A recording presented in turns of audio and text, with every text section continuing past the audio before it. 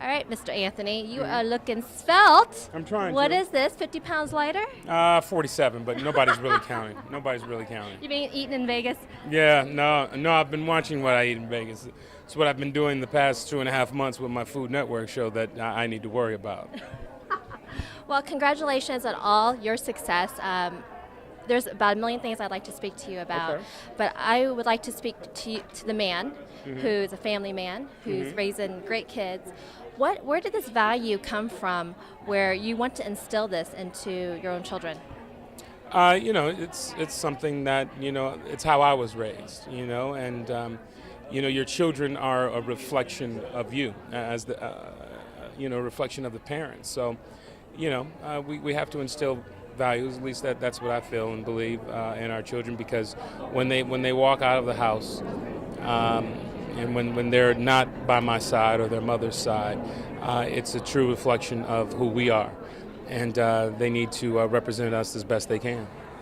Right on. So for everybody out there, because you have achieved such great success in the acting world and Food Network, you're cooking, you're all over the place, a family man, what words of advice or words of wisdom can you give to our viewers out there?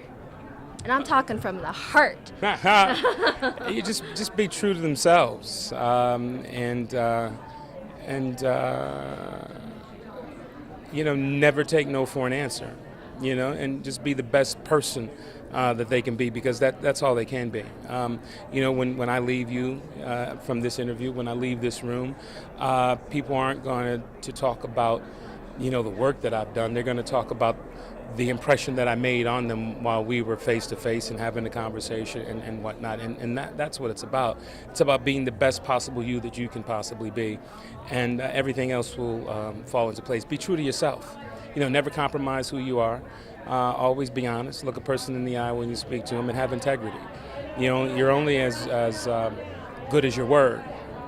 And I try to keep my word as often as I can, but unfortunately there's sometimes when I can't do what I said I was going to do. But you want to own up to it, right? Yeah, you have to own up to Yeah. it. And the only thing that really keeps me from it's if I say I'm going to do something, I'm going to do it, unless my family or my work calls me away from it.